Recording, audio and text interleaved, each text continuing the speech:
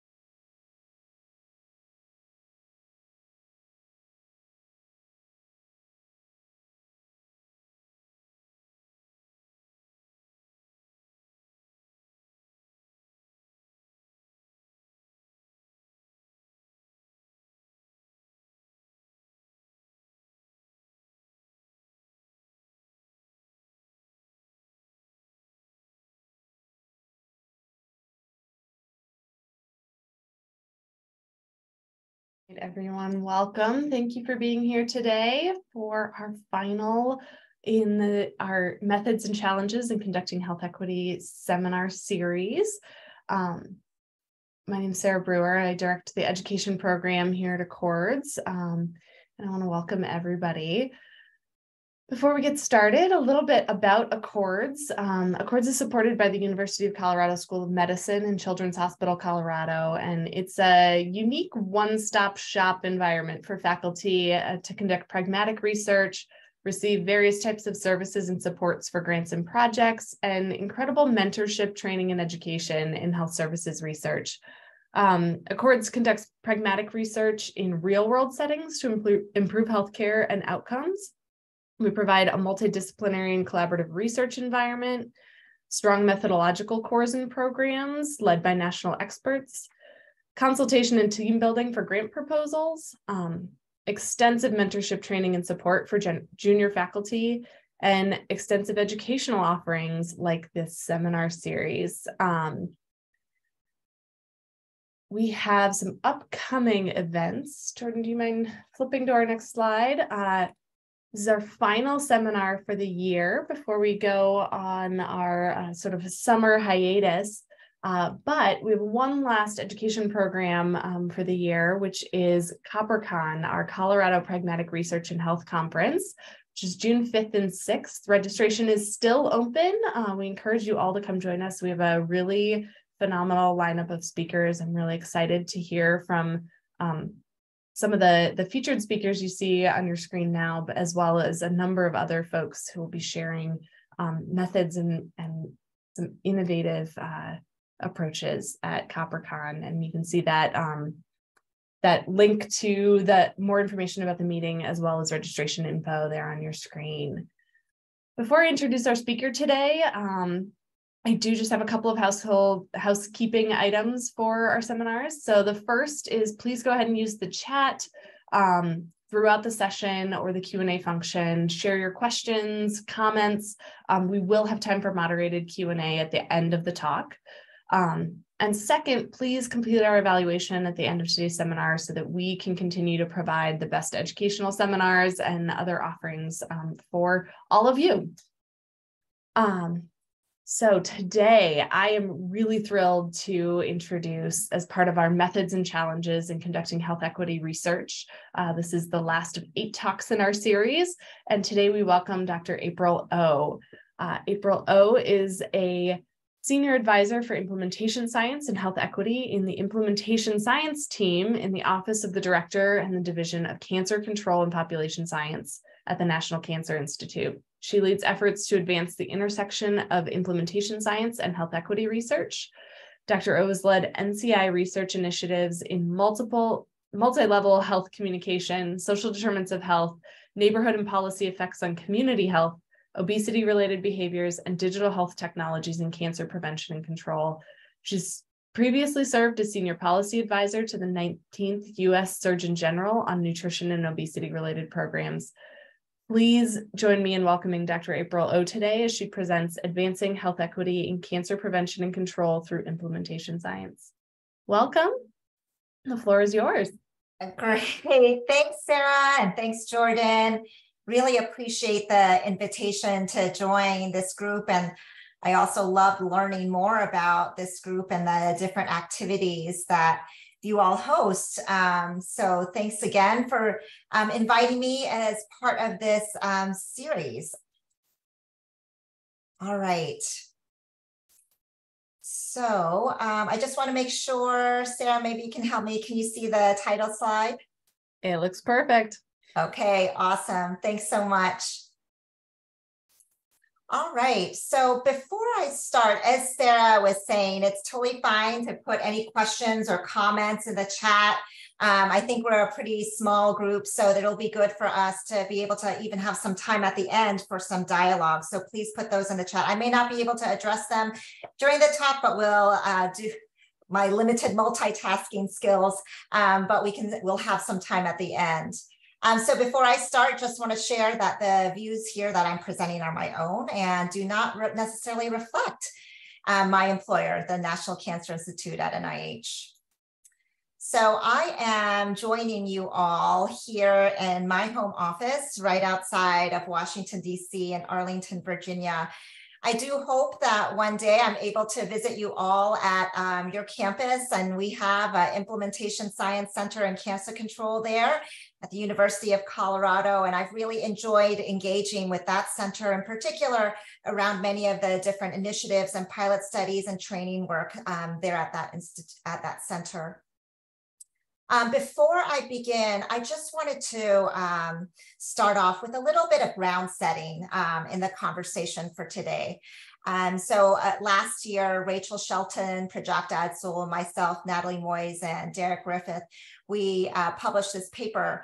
It really is some considerations in taking an anti-racist lens in implementation science, but it really builds off of other public health models as well and anthropological models, and thinking about your own perspective, lens, and any even biases and past histories that inform how we as individual researchers or practitioners approach the work that we do in research, policy, and practice. So as part of that, I did want to share my own lens as a researcher in this case, and then I'm going to share a little bit about my research context before going into the talk. So I myself am a Korean American woman born and raised with immigrant parents in the South. That's definitely part of my cultural history and the lens in which I bring to this work. I've worked in public health for many years, starting with immigrant as well as housing insecure communities in North Carolina. And then since then, I've been working in health communication, behavioral health, and implementation science. So a little bit about the context within which I work. I sit within the implementation science team, which is part of the NCI's Division for Cancer Control and Population Sciences. And we recently went through a strategic planning process with a new vision for our division around the work that we do and what we fund. So our division, DCCPS, is an extramural funding division. And that means part of our work and our major bread and butter is really funding the research. So funding the great work that all of you are doing around cancer prevention and control. And our priorities are around, through that funding, generating new knowledge around population surveillance and monitoring, etiology and risk factor identification and assessment in cancer prevention and control, intervention development and evaluation of those, and care delivery and implementation strategies. And through that, and through those investments in research and discovery, developing resources and tools that continue to inform that work. Our outcomes that we're really focused on are reducing the cancer burden, first from detection and progression and prognosis of cancer to cancer initiation and specifically prevention. What that includes is healthy diet, physical activity, tobacco control, alcohol, and many other often, common chronic disease prevention outcomes, survivorship, reoccurrence, late effects, and quality of life in survivors, and then also in treatment, symptom management, treatment adherence, and treatment access. Our cross-cutting areas of focus within our division are first on health equity, which brings me here today with all of you, on data strategies. How can we better use our data to advance our knowledge around the key cancer control outcomes that we are interested in? How modifiable risk factors and those multiple risk factors that layer on top of each other and interact impact cancer. The role of climate change is specifically a newer but really exciting area within our division that's really cross NIH and also across government. Really investments and interest around evidence-based policy work, and also, of course, in our digital environment, how can we leverage the digital tools that we have to advance health? So today, what I'm going to do is discuss a few areas of consideration as we're moving from our cancer control evidence into action for all people, and in ways that advance cancer control equity. So what you see here on the screen is not an exhaustive list, but informed by a synthesis of work and trends across disciplines and practice in public health, implementation science, and also in community engagement. So as we're intentionally driving towards health equity, these are a couple of the considerations that I've been reflecting on and that I've seen over in trends sort of in what we've been seeing within the portfolio and in the evidence space as we're moving forward. And certainly from where we sit within NIH, which is part of the executive branch in government. So first is around defining really explicitly what cancer control equity is. Second, building on social determinants of health. Really thinking about social determinants as that fundamental cause of disease, and how can we address these through multi-level approaches. What I've seen both in my work moving from health disparities research and in health equity is that health equity and DEIA are hand in hand, and DEIA being diversity, equity, inclusion, and accessibility. So that those being part of an organizational mindset and how we engage communities and individuals are really essential as we think about sustainability and of equity value orientation towards justice. The equity work also requires that we're building science and an evidence base and cancer control equity, that we're doing so in ways that build social norms towards open access, that this information that we're generating through public investment and dollars is accessible and available for all people, as these are really tools for science and for action. And then finally, one of, I think, the biggest threats to our work is the need for more integration of communication science and addressing assumptions that we all may have and that people outside of the circles in which we interact with may have about assumptions on impact of equity. We absolutely must integrate communication that's targeted and tailored messaging in hand with dissemination messaging to communicate science, evaluate, and our impact. So these stars should have appeared. I think they might have on your end, as well as a little battery pack. So these 5 different components that I'm going to be discussing today are definitely not exhaustive. And certainly if we all went off mute, we could probably come up with several more components or pieces and things to consider as well. But just for the sake of today, we'll start here. And then I look forward to any additional ideas and thoughts. So why is an equity lens important in implementation science? And I think through this seminar series, you've had other fabulous speakers who have probably covered a lot of this, but just a few pieces that I thought I would raise as we move forward.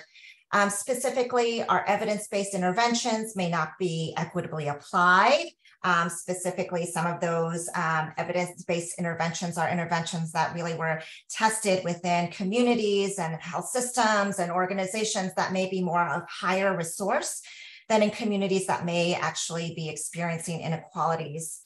And I know the interest in this audience around pragmatic approaches, and that requires an understanding of that real world context within which people live, work, and play, the local histories, local resources that are available, and the local capacity that can impact disparities that are observed, as well as long-term sustainability of implementation. And I think one of my favorite parts about this slide is that I think implementation science and implementation scientists are actually the right people to be doing this work. Because as fundamental to implementation science is that stakeholder or community engaged as an essential component in many of our theories, models, and frameworks, and many of our approaches. And these are key ingredients for an equity-based approach. And then similarly, the emphasis on context and multi-level approaches within implementation science and an acknowledgement of those interacting systems that can cause barriers and facilitators to implementation. I think some of these fundamental pieces around the methods and approaches in implementation science really arm our community for being the right folks to be able to do this work. So what is equitable implementation? This is a definition that we've used a lot at NCI that really builds from the WT Grant Foundation definition. And that's where equitable implementation occurs when strong equity components, so including an explicit attention to the culture, history, and values, and the needs of the community that we were working with, are integrated into the principles, tools of implementation science to facilitate quality implementation of effective programs for specific communities or groups of communities. And I love that last part where it's very specific about the community, because certainly one thing that works for one community may not necessarily work similarly in another. And we'll talk a little bit more about that related to social determinants of health. So this chart really highlights at a very high level the implementation process. We use this figure in our division for other opportunities when we're thinking about when we're sharing about implementation science. And I thought this was helpful when considering equitable implementation. So on the left side, as we're thinking about what are the innovations, those interventions, tools, and programs, we're asking ourselves, are these innovations addressing or are they exacerbating health disparities? As we're thinking about implementation challenges, are there inequalities that are part of the context that's creating barriers to implementation? And then as we're thinking about who or what is affected, the policy, community, healthcare system, providers, or individuals, are there key opportunities to actually engage these partners in the work that we're doing? Are there values? Are there priorities being reflected? Or how can they be included within what we are doing? And then how do we improve implementation? In doing so, are we asking ourselves what are culturally, historically, and contextually appropriate strategies for people or places to do the thing that we're trying to implement? And then how do we know if implementation is successful? Well, we should also be asking ourselves about how much and how well was the innovation implemented, who accessed it, and who benefits from that, and who may not have been. And then what are the desired outcomes? And here it's really important to do that iterative process to an evaluation of disparities and equity based on common definitions. And is it that the work that we're doing, are we going back up to the top? Are the innovations and work that we're doing, are they addressing or exacerbating health disparities? So now I'll go through those 6 considerations for advancing equity. Okay, so the first one is on conceptualizing cancer control equity. So I see this a lot, and I'm sure many of you do too. When you read a paper or you look at a presentation, maybe even my own presentation when you heard about this webinar, you see the word health equity, and you may ask yourself, what does that actually mean? And what does that actually look like? Or sometimes there's maybe an initiative that I might see and it's it's labeled as health equity or a health equity related initiative or health equity impacts, but then it's not necessarily clear what is meant by equity. So Brenda Ajay and I, last year, we, as we're working in the cancer control equity space, we came up with this definition around cancer control equity, and it's really modified from other equity definitions you've likely seen, and also from our own health disparities definition from DCCPS, where everyone has a fair and just opportunity to prevent, detect, and receive quality care and survive cancer with optimal quality of life. In 2021 and 2022, one of the things that we were trying to do within implementation science was really try to do more work around engagement of practitioners within the health equity. And in doing so, we spoke with key informants around the country that work in nonprofit organizations and cancer centers, other federally qualified health centers, and researcher practitioner unicorns who really straddle the fence and are able to do it all. And we talked to them about their own experiences in conceptualizing cancer control equity and what it meant. And some of the feedback that we got from that Delphi process was that the one in the box here on the right corner, the way in which practitioners define health equity may not be the way the community defines health equity. So that's the part that is part of the process of achieving health equity is letting the community themselves define it. So now this is a bit puzzling. So if we are to have every study define based on their community partner, what does health equity mean? How are we then coming to a point of building an evidence base around health equity? What does that actually look like? And so we dug into that further within this Delphi process. And the recommendation there, which I think was a really good one and one that starts to give some pieces and ladders towards developing and building that evidence, is to define health equity specifically by identifying within research applications, what is the equity outcome? Being very explicit, is it cancer screening equity? And what are the equity components to get to that outcome? But then also identifying that health equity can be part of the process for getting to that equitable outcome. And I think this is where the practitioners were sharing some of their perspectives about bringing this value orientation, about being really explicit too, about bringing in community perspectives and how they're included, including measures around power dynamics and control, and also how budget is spent and decision-making. And this starts to build towards what is that evidence base towards action by identifying what that equity outcome is, how we have developed that evidence base, and how that might be also applicable for other future studies. So second is that social determinants of health and multi-level approaches, as I mentioned before, and many of you are very well aware of what social determinants are. These are really critical to outcomes across the cancer prevention and control continuum. And it's the conditions and environments in which people live, learn, work, play, worship, and age. So we have throughout government now broad definitions around social determinants integrated across HHS and also in many different agencies.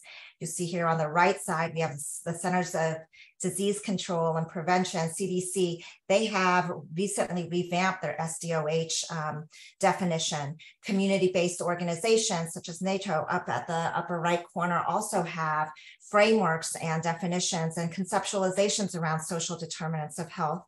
And then on the left side and on the right are examples of taking some of those social determinants of health, and then I'm recognizing the multi-level nature of those, that these interact across and impact community health systems, and then also ultimately individuals. And this is where we see those inequalities and health disparities in health outcomes.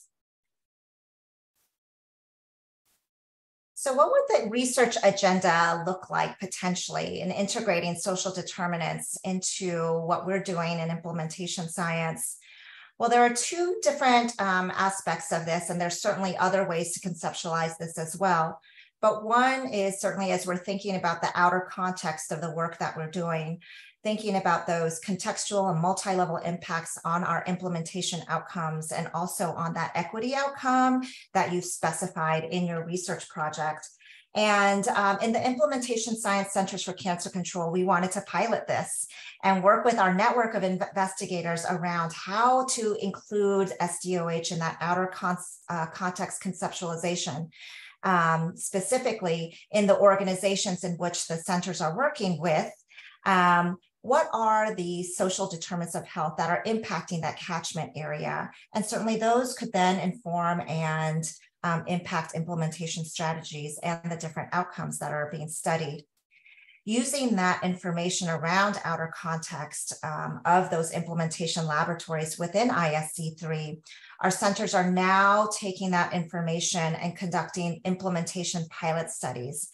And what I love about that is that they're taking the data across the different implementation laboratory sites, and they're better able to then understand the differences based on context in one community, say, for example, located in Seattle, with another community that's located, say, in North Carolina.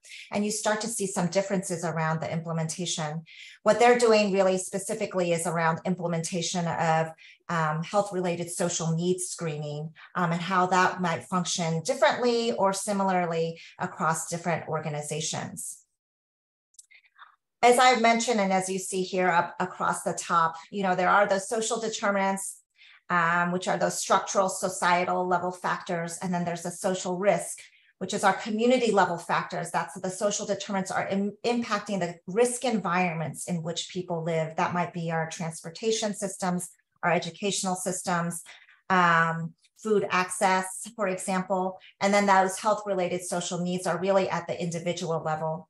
So at NCI, at the bottom left corner, there's a paper here led by Brenda Ajay and colleagues that identifies through a portfolio analysis some key opportunities in thinking about addressing those health-related social needs and in social risk within cancer care. And I encourage, if folks are interested in doing that type of work, to take a look at that paper, but then also take a look at our website, because we have multiple funding opportunities around this area. And this is because we've identified that we need more of an evidence base around how we're able to integrate health-related social needs into cancer care delivery. Ari Korn and colleagues also, this is an example of a protocol paper, which now we recently got some great news that this systematic review will be published in the Cancer Journal on social determinants of health and U.S. cancer screening interventions. One of the pieces that was identified in a report at HHS that was conducted by RAND was around what is the evidence base for social determinants interventions, for social risk interventions, and for health-related social needs interventions. They identified that while we have some smattering of different interventions that include social determinants, risk, or health-related social needs, that there is a need to build that evidence base even broader. But there are some, at least some signals of different areas where there is potential and there is an evidence base available for implementation. And so Ari Korn has identified specifically where those areas might be within cancer screening. But certainly the U.S. Preventive Services Task Force has also published recently some evaluation of the evidence base around those pieces as well. I do want to highlight related to that, because I think I've kind of alluded to some broader government-wide, or at least within HHS, interest in social determinants of health. And this is a really great opportunity for thinking about policy implementation science, and also in thinking about policy as an implementation strategy in and of itself and evaluation of those.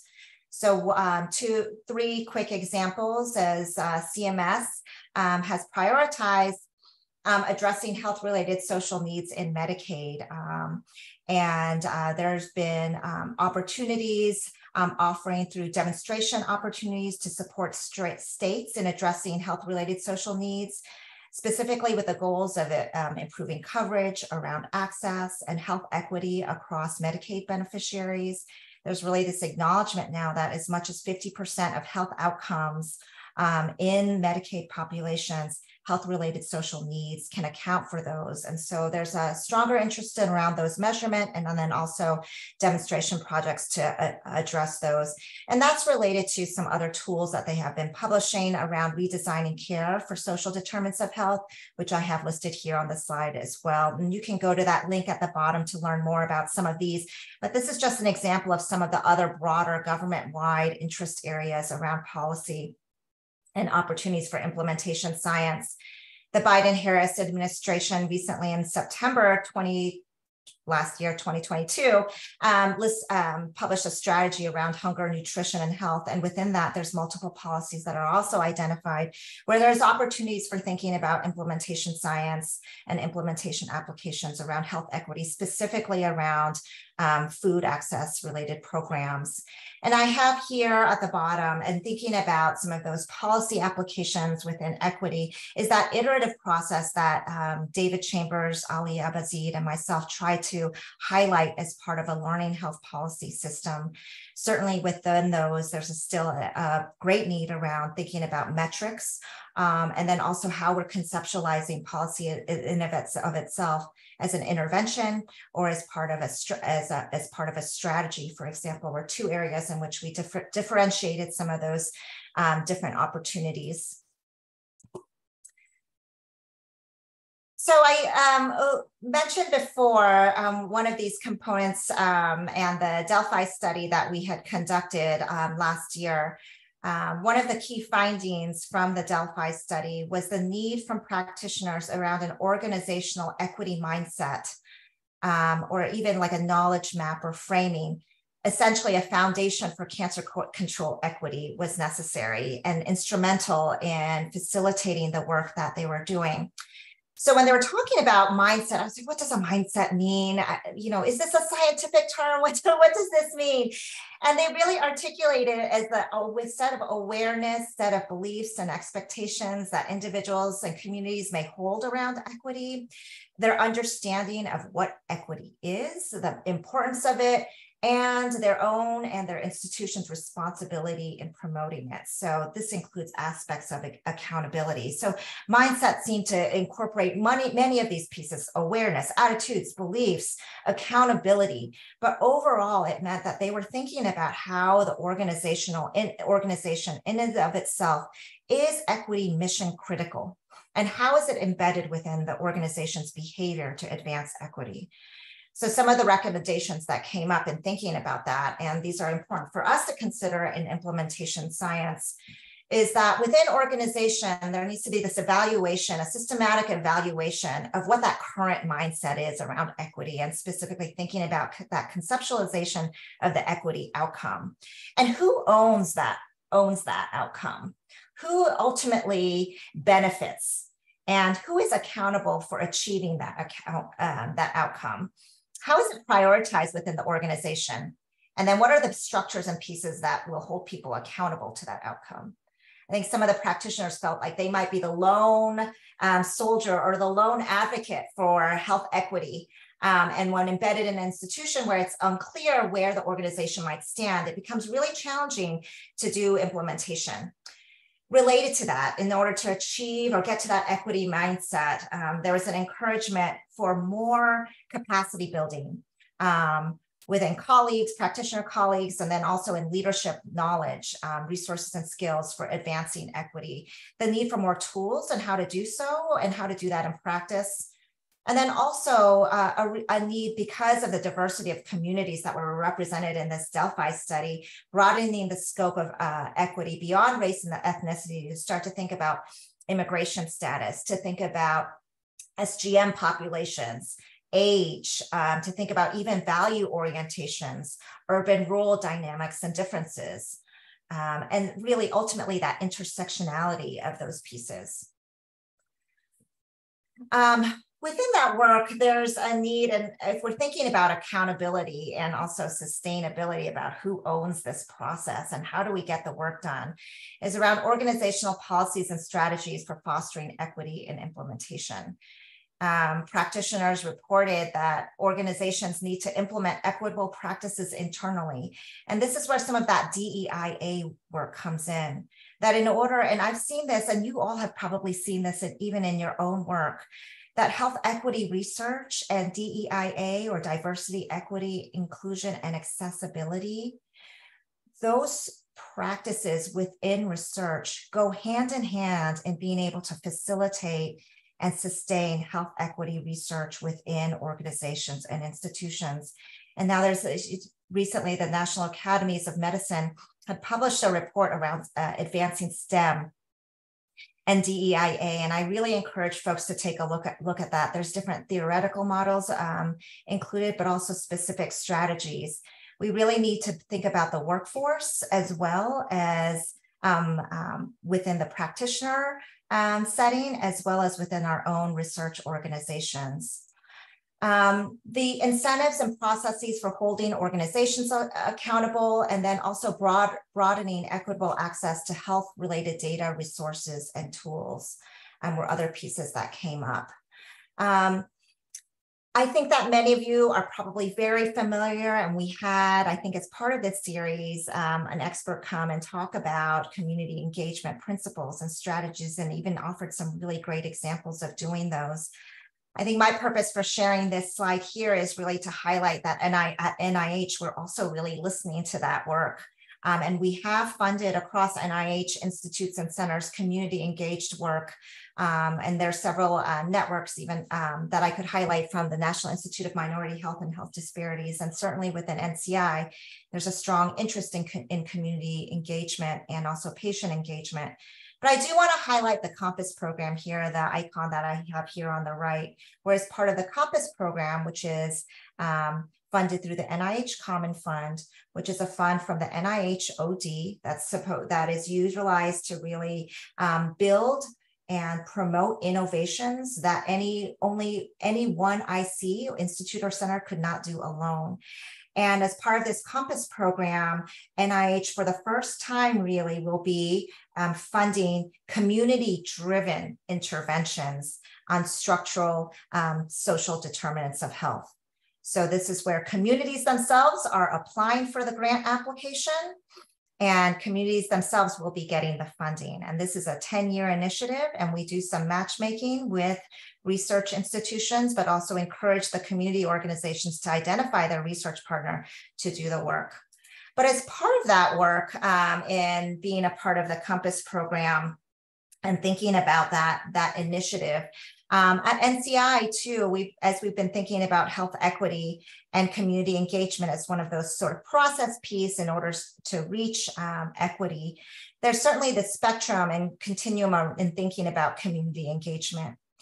And this is one you're probably familiar with, but I think that it's really important to highlight here that as we are thinking about community engagement, being really explicit in identifying those measures and the process by which engagement is then informing or enhancing or a part of those equity-related outcomes is really essential, but also being really explicit in terms of grant applications about what does engagement mean? Are there specific measures related to those engagement-related outcomes? How are the community perspectives or experience included? And it is also okay if the community partner has determined, I do not want to be on the far right side as the community-driven or community-led partner. I would like to be in the community-informed category, for example, along that continuum. But I think that's where you as the investigator and or even as the practitioner, really through that dynamic process with the community partner can really identify that and be explicit. So on open access, actionable research tools and data, we are very interested in building a culture and social norms. And I think that across all the disciplines that I've worked with while I've been at NCI, I think implementation science community tends to be the most welcoming as well as the most collaborative, in my biased opinion. And so I don't think that people are going to be really surprised or that this is necessarily a heavy lift. And how do I know this? I've seen this through the Consortium for Cancer Implementation Science, or CCIS, which some of you are part of. And it's through this consortium it's really this open tent that anyone can participate in this NCI consortium to collaborate around specific areas related to implementation science, regardless of background or institution or even funding status. And one of the action groups that's part of this is the Health Equity or Context and Equity Action Group. And this publication from Prajakta Adsul and colleagues identifies some of the key recommendations in advancing health equity through implementation science. One is that as a community, we could come together around building capacity among researchers and research institutions. And that really is around creating those tools, resources, and opportunities as open access available. So as those practitioners shared within the Delphi study that we conducted, that they all have equal access regardless of whether they live in an urban institution or they may or may not have those connections to a cancer center, are able to access some of those resources. Incorporating health equity considerations across key implementation focus areas. And that's where, as we're thinking about that equity conceptualization, what does that equity conceptualization mean as we're thinking about adaptations, implementation strategies, study designs, and outcomes, and then really facilitating that cross-disciplinary opportunities for equity and implementation science, but really not just cross-disciplinary as we've seen with some of these newer policy and programs that we're seeing coming out of HHS, and really thinking about cross-sector collaborations as well. Another part of that open access is, as many of you have probably heard, NIH has a new data sharing policy, and there are there's different aspects to it. It's really, sharing a data access plan, a plan for data sharing within your grant applications, and then sharing that data specifically within the NCI Cancer Moonshot. We're really interested in, as soon as you've made that publication with that data, that the data are then available to the public, to patients and other communities in order to access that data for their own decision making. And that's really a tool for empowerment. That's really an opportunity for including all communities within the scientific enterprise. And there's ways that we can think about, for example, designing our studies for data sharing, where we're taking community perspective into account, where we're defining what that value proposition is and what the incentives are for data sharing as we're working with our partners, who owns the data, and then providing some contextual information on how the community would like to see that data interpreted. And as we're thinking about this big data ecosystem environment, there's a lot of calls around harmonization around data elements. But as we do that, are there opportunities for us to think about harmonization without marginalization? I want to acknowledge here on the bottom right side, colleagues from our implementation science community who are part of the Advancing Data Sharing for Implementation Science and Cancer Control workshop that we held a year ago. And on our website, there are the full site recordings. And I really wanted to just highlight the community voice access implications for data sharing section of that recording that was led by Dr. Melody Goodman, because it really starts to articulate specific strategies around using this sort of open access approach to data sharing as a tool for building health equity. Some other health equity related open access tools, and I'm seeing, I think that is it going to show up? There we go. Open access tools that have been developed that really take this approach. One is the capacity building database from the ISC3 network. This is a list of different tools and trainings and capacity building activities by centers that centers have developed, and by design, many of these are open access and free. So encourage sharing those. And then at NCI, we host the evidence-based cancer control programs that really synthesize the cancer control programs, evidence-based programs, including curricula that are available. And I encourage all of you to submit your protocols and programs as you have them. Also want to highlight the Dissemination and Implementation Models website. Some of you are engaged in that website, which is also open access. And there's work that's being done as part of a health equity extension, really being responsive to that call from the field about the need for identifying theories, models, and frameworks that include health equity, as well as, I think what's really exciting, specific case examples for how those models have been applied. The ISC3 has also put together a health equity toolkit. On the right side, you'll see some examples from the table of contents on that toolkit, and that's also going to be open access and available on the ISC3 website probably in the next couple of months.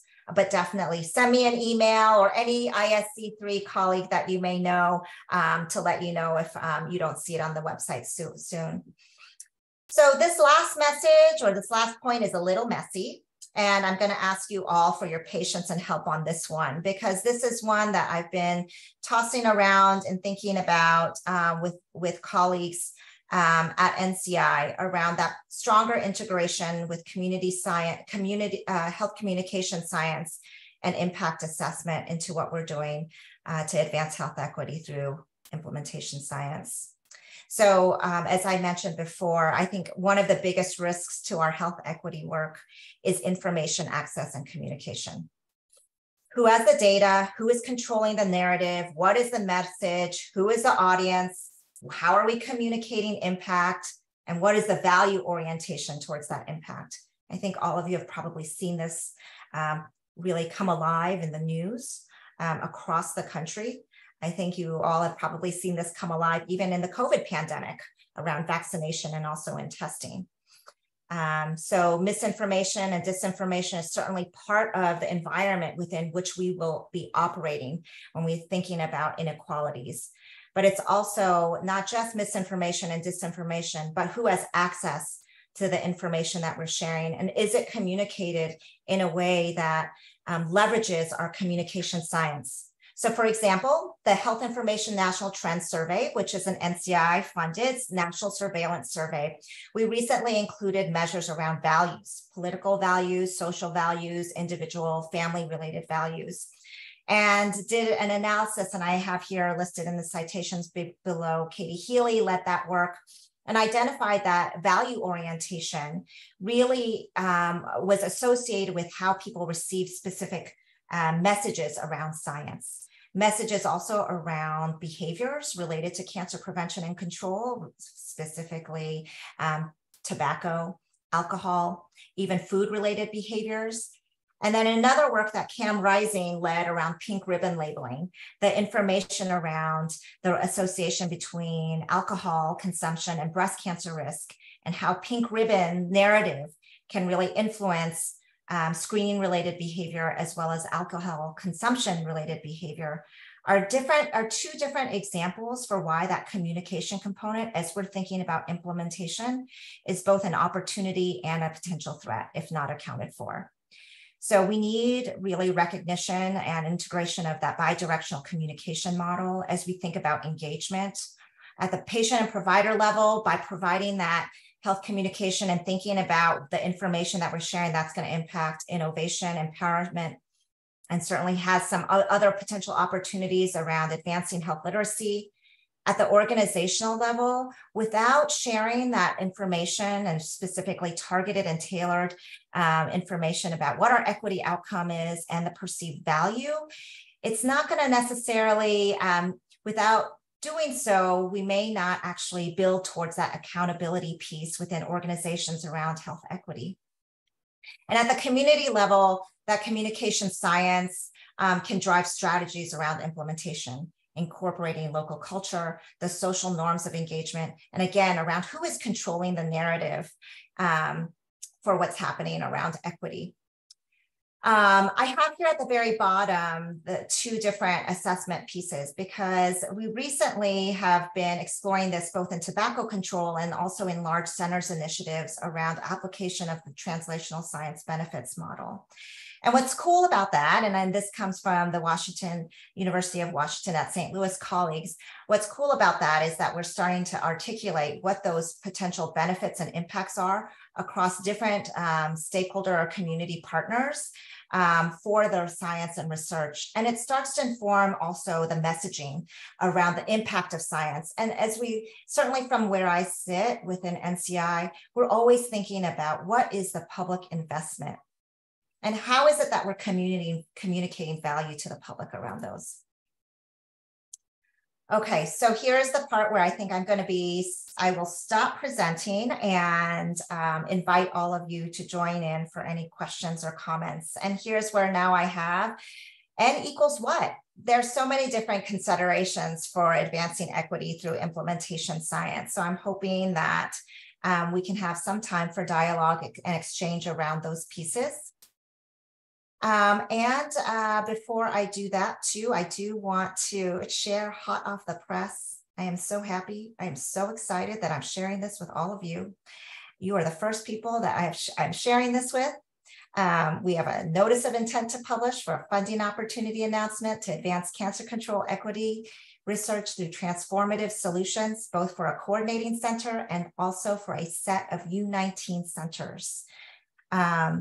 This was published on Friday. We have the notice number here, and you're welcome to plug that into Google, and then you can read a bit about this notice of intent to publish. And I'm particularly proud of this because it's an opportunity to apply some of the key considerations that I mentioned here in this talk, and also engage this audience within that initiative. And any questions, again, here's where we can engage in some questions, but I also just want to take a minute to acknowledge two people that were part of my life, and also certainly get a huge kick out of me doing this talk. One is my former pen pal from 3rd grade and godmother, Clarita Reed, who really drove social justice into the work that I do. And then also Dr. Richard Warneke, who was my mentor, and he would certainly get a kick out of the fact that we just did this notice of intent to publish. So really want to acknowledge them. So thank you. Questions? Thank you, Dr. O. It was a wonderful talk, and I'm going to get us started. I'm going to acknowledge we use the webinar platform, so everybody can't jump in readily. If you have a question you really want to speak up and share, raise your hand and we'll get you mic access to be able to chat. We do have a couple of questions that have started to come up. One of them that Dr. Russ Glasgow brought up is that the new COMPASS program is likely to bring some sort of new challenges to NIH and thinking about how to review and think about proposals that are coming from community rather than, career-long researchers. And I'm wondering if you can speak a little bit to if NIH is starting to think about that and how that process may look different from when many of us apply for NIH funding. Mm-hmm. That is a great question. And I'm actually very proud to answer it, although I cannot take credit for it. But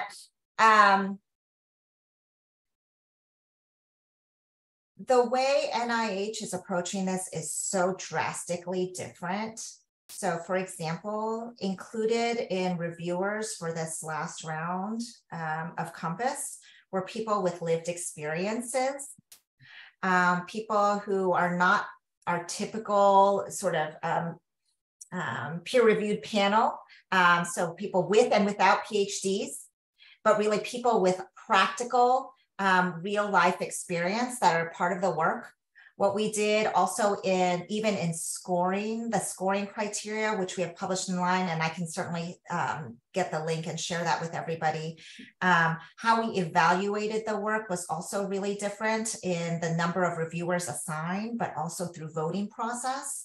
So we are trying things in a very different way from our typical R01 or R25 or other even AK mechanisms. And we were able to do so through an other transactional authority. And through an other transactional authority, these interventions, these community-driven interventions are funded through contracts. So that allows also for NIH to work closely with them, and then also with our health equity hubs and advisory boards. Thanks for the question. Yeah, thank you.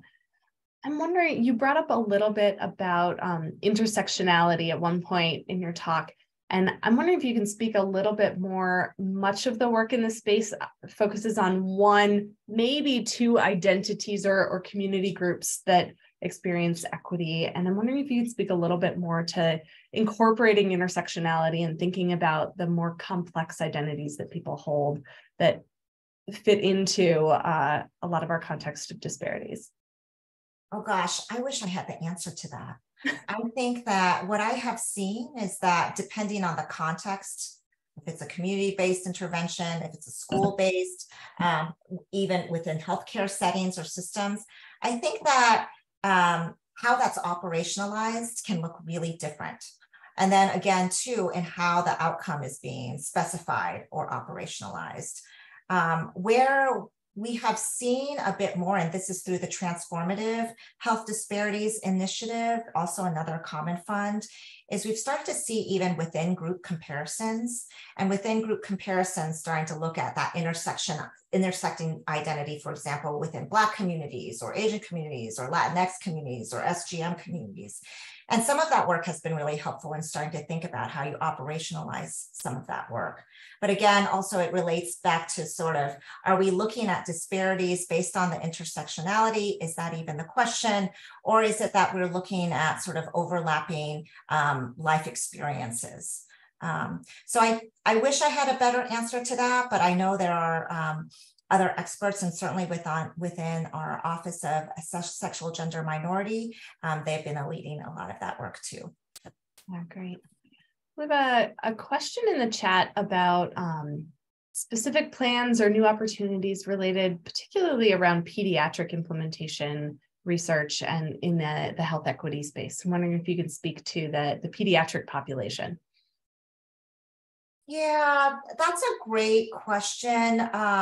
Some of the work that I have been seeing now too, and this is not necessarily within NCI, but also at NIMHD, the National Institute of Minority Health and Health Disparities, and then also at the National Institute of Aging, is this integration of life course perspective, and also thinking about sort of the weathering hypothesis, in particular around stress and social determinants of health.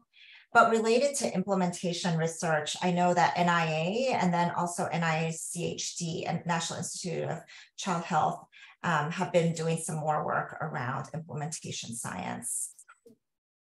Great. I'm looking to see if I've missed any major questions. There are a couple of requests for your slides, so I know we'll chat about getting those up on our Accords website, where we typically share our seminar series. I have one more question, and it's something that has come up with a number of the folks I consult with here and work on a number of projects that try to incorporate a lot of these concepts around health equity and community engagement. And one of the things we often run into is that these things cost a lot more money. They are more expensive than doing an RCT. And I'm wondering just your thoughts or recommendations around how to accommodate some of the work and additional expense it takes to do those things well when you're thinking about NIH budgets and funding mechanisms. Yeah. Well, I'm really hoping that in this next notice that there's opportunities to think about that. And certainly within the COMPASS program, I think that was also why we had those budgets set so it was community driven, so that, you know, we're putting some power back into the community, but also the communities are being paid for some of their work. But I do recognize that even as we think about social determinants of health and also multi-level interventions, that's not going to necessarily, it'll be tough with a R01 budget, although it has been done. And we do have examples in our portfolio, but oftentimes too, that does, you know, sometimes people are able to get some institutional co-funding around those activities. So one of the things that I do recommend in thinking about that and in budget is working directly with a good program officer who understands the engagement work and also the nature and structure of the work being proposed, and then working together to identify what the right mechanism will be. But certainly there have been multiple listening sessions that NIH has held. NCI has also had a set of RFIs, multiple RFIs even within the last 3 years. And that is a sentiment that continually comes up. And so it has been heard, and there are different efforts around navigating some of those pieces. Right. Thank you so much. We are right at 1 o'clock. I want to thank you so much for spending the hour sharing all of your expertise and many of these wonderful resources with us. And thank you to all of our attendees for being here today as well. Great. Thanks. Thank you, It's April. nice to be here with all of you. Take care.